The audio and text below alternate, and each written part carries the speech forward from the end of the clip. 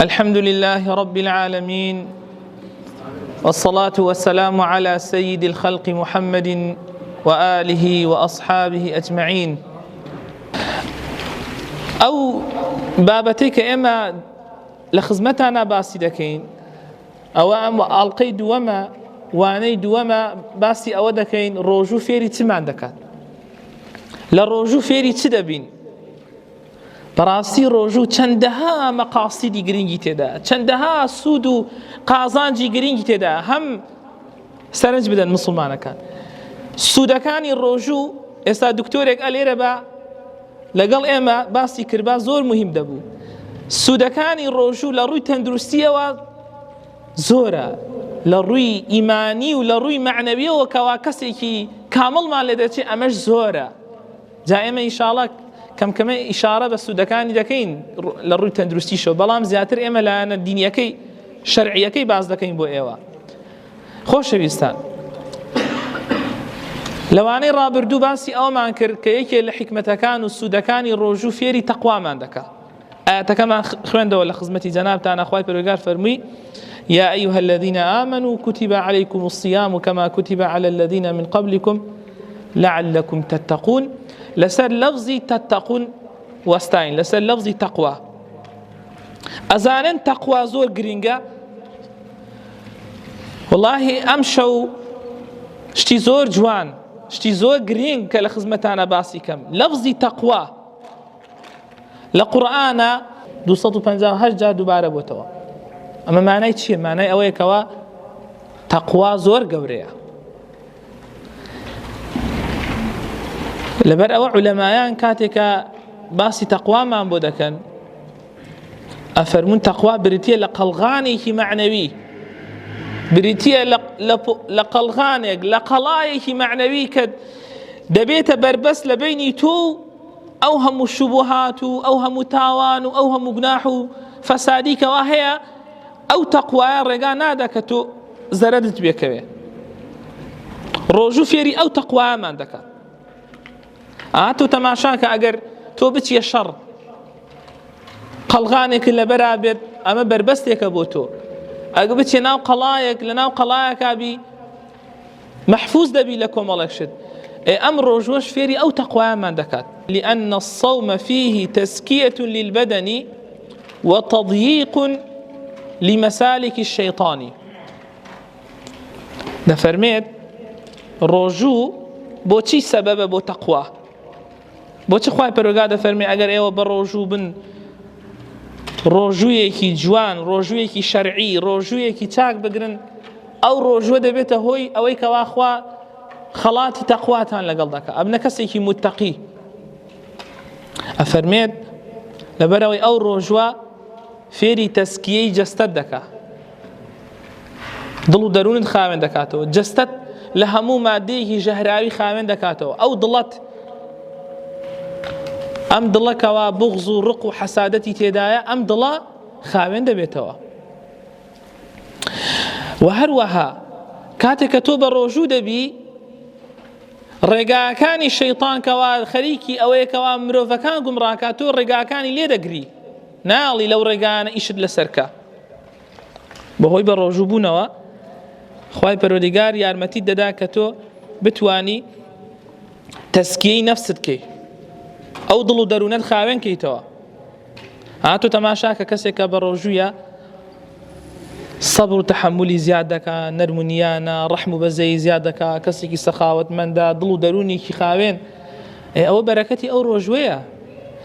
لەبەر ئەوە پێغەمبەرگیان صلی الله علیه وسلم فەرموویەتی: الصيام جنة. پێغەمبەرگیان فەرمی صلی الله علیه وسلم ڕۆژوو هەم قەڵغانێکە دەتپارێزێ و هەم ڕێگایەکیشە بۆ تەسکیەی نەفس و بۆ خاوێنکردنەوەی دڵ و دەروون. بەڵێ صدق رسول الله صلى الله عليه وسلم، پێغەمبەری خوا ڕاستی فەرموو صلى الله عليه وسلم. لە حەدیثێکی ترا پێغەمبەری خوا صلى الله عليه وسلم ڕوو لە گەنجەکان دەکا، ئەفەرمی: يا معشر الشباب من استطاع منكم الباءة فليتزوج.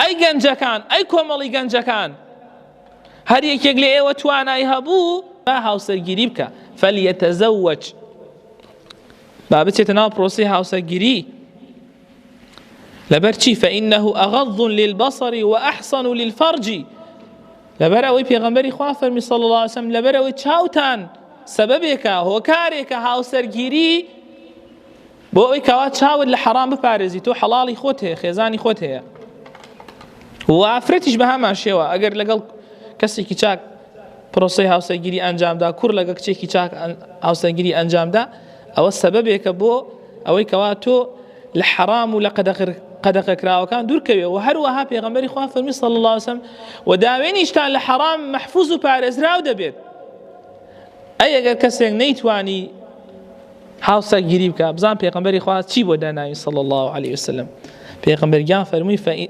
ومن لم يستطع فعليه بالصوم پێغەمبەرگیان فەرمی صلی الله عليه وسلم ئەگەر کەسێک لە ئێوە نەیتوانی هاوسەرگیری بکە بە ڕۆژوو بێ فعليكم بالصوم کەواتە لێرە حکمت و گەورەی ڕۆژومان بۆ دەردەکەوێت پێغەمبەرگیان فەرمی با بە ڕۆژوو بێ لەبەر چی فإنه له وجاء پێغەمبەری خوا فەرمی صلی الله علیه وسلم لەبەر ئەوەی ڕۆژوو بۆ ئەو گەنجە بۆ ئەو خوشکە ئەبێتە خەڵغانێک ئەو شەهوەت و ئارەزووە خەراپانەی کەوا لە ناخدان لە پێش ڕەمەزان بەردەوام ئیشیان لەسەر تۆ کردووە بۆ ئەوەی کە تووشی هەڵەت بکەن بەڵام بەهۆی ڕۆژووە لاواز دەبن ئەو قووەتەی کەوا شەیطان هەیەتی قووەتەکەی لاواز دەبێ و هێزەکەی نامێنێت کەواتە بەرەکەتی ڕۆژوو فێری ئەوەمان دەکا کە تەقوامان هەبێ کە تەقواشمان بۆ دروست بوو ئەنجا ئەم تەقوایش فێری ئەوەمان دەکات کە خۆ بپارێزین لە هەموو کارێکی خراپ لە هەموو شتێکەوە گومانی تێدا بێ شوبهەی تێدا بێ هەتا مەکروهاتەکانیش دەبێ خۆمان لێ بپارێزین بەڵە خۆشەویستان هەتا هەندێک لە عولەمایانی ئەهلی علم ئەزانن تعریفێکی زۆر عەجیبیان کردووە بۆ تەقوا ڕاستیە منە و تعریفە یەکەم جار بوو ئەم پێناسەیەی کەوە هەندێک لە عولەمان واشی بۆ دەچن بەشێکی عولەمانی ئەهلی عیرفان و ئەهلی تەسەوف ئەم جۆرە تعریفیان کردبێ زۆربەی تعریفەکان کەوا پێناسەکان کراون بۆ تەقوا هەڵەن تەقوا بریتیە لە ئیطاعەی خوا بکەی گوێڕایەڵی خوا بکەی و لە خراپەکانی دوورکەویەوە لە قەدەغەکراوەکان دوورکەویەوە کە تۆ گوێڕایەڵی خوات کرد لە قەدەغەکراوەکان دوورکەوتیەوە وردە وردە تەقوات بۆ دروست دەبێت یعنی تەقوا حاڵەتێکی معنەویت بۆ دروست دەبێت کە بە هیچ شێوازێک مەیلت بەلای خراپەدا ناڕوە سبحان الله بەڵام ئەم تعریفە ئەسڵی هەیە بەڵام تعریفێکی ترکەوە من زۆر بەلامەوە شتێکی جوان و گرنگ بوو هەندێک لە عولەمای تر دەفەرمون تەقوا بریتیە لە چی تزكية القلب والجوارح عن الذنوب تقوى بريتية لتزكية قلب ضلو درونت وجستت خاوين كيتوا هم ضلت هم أعضاء كانت هم خاوين كيتوا لقناه يعني أم ضلت قرب لمحبة خوشويستي خواه رقي تدانا به بغضي تدانا به حسادتي تدانا به عجبي تدانا به شهوة وآرزو خرابي تدانا به أما بريتيا لتقوى وجوارح عندما كان يشت بارزراو بن بارزراو يعني بكي لجناح بتشاو بدم بزمان جناح نكي أما تقوى بلغان شيء بلغان آياتك قرآن أخوي برجال القرآن ده فرمي ومن يطع الله ورسوله ويخشى الله ويتقه فأولئك هم الفائزون أخوي برجال ده فرمي شيء ده فرمي هر كسي إطاعي خوا بيغمبري خوابك ومن يطع الله ورسوله أويك هر كسي جوارالي خوا بيغمبري خوابك دوام أنجا لخواي پروردگارش بترسه ويخشى الله لخواي پروردگارش بترسه أما دو سيم ويتقي تقوى خواي قورش كات تقوى واتە خۆی بپارێزێ لە هەموو شتانێکەوە شوبهە و گومانیان تێدا بێت بە دڵیش نێڵێ کۆمەڵێ شتی خراپ بەسەر دڵیا بێت کە ئەمەش باسی دەکەین ئینشاءالله لە ڕێگەی چیەوە ئەم تەقوایە دروست دەبێت ئینشاءالله لە دەرسەکانی ترە. ئەم سێ مەرحەلەیە لەم ئاەتەیە باس کراوە ئەنجا فەئولائیکە هم الفائزون. بە تەئکیدی خوای پەروەردگار دەفەرمێ ئەو کەسە دەچێتە ڕیزی خۆشبەختەکان، دەچێتە ڕیژی سەرفرازەکان، دەچێتە ڕیزی ئەو کەسانێک کە خوای پەروەردگار خەڵاتی لەگەڵ کردوون. تەماشاکەن کەواتە لەم ئاەتەدا ڕوون دەبێتەوە کە تەقوا بەمانای چ دێ؟ بەمانای ئەو مانای کەوا جاران باسمان کردووە خۆ پاراستن لە قەدەغەکراوەکان و جێبەجێکردنی واجبەکان، بەڵام لەم ئاەتە جیای کردوێتەوە. دەڵێ هەر کەسێک ئیطاعی خوا بکە، ئەنجا دەفەرمێ هەر کەسێک دوای ئەوە ئەفەرمێت لە خوای پەروەردگار بترسێت. ئەنجا سێم دەفەرمێت هەر کەسێک تەقوای خوای پەروەردگاری کە ئەنجا ئەفەرمێت ئەو کەسانە دەستنە ڕیزی ئەو کەسانێک کە خوای پەروەردگار لە سەرفرازان و خۆشبەختەکان دەیانژمێرێت.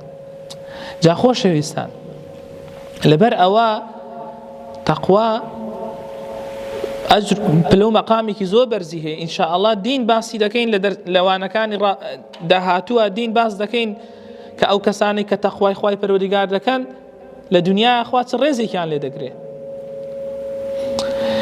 تا لە حەدیثە پێغەمبەری خوا صلی الله عليه وسلم دەفەرمێ لا تصاحب إلا مؤمنا ولا تأكل طعامك إلا تقي.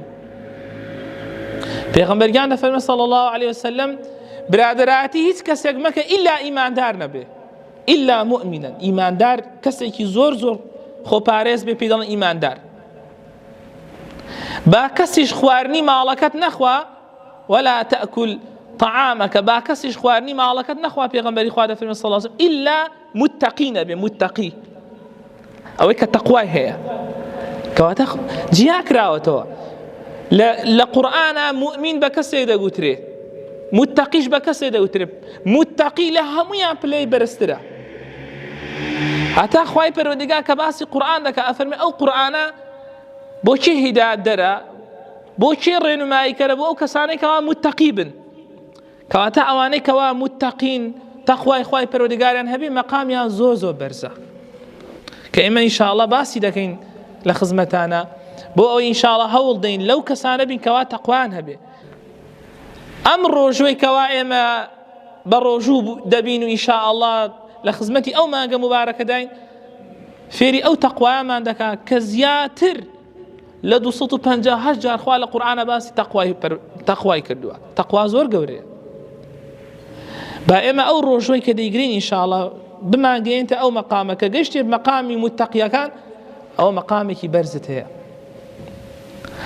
و ئینشاءالله ئەو ڕێگانش کەوا فێری تەقوامان دەکات و تەقوامان بەهێز دەکات لە خزمەتانە باسی دەکەین بۆ ئەوەی کە ئینشاءالله ڕەمەزانێکی پڕخێر و بەرەکەت لە خزمەت ئێوە دابین و خوای پەروەردگار لە متەقیەکانمان حیساب کات.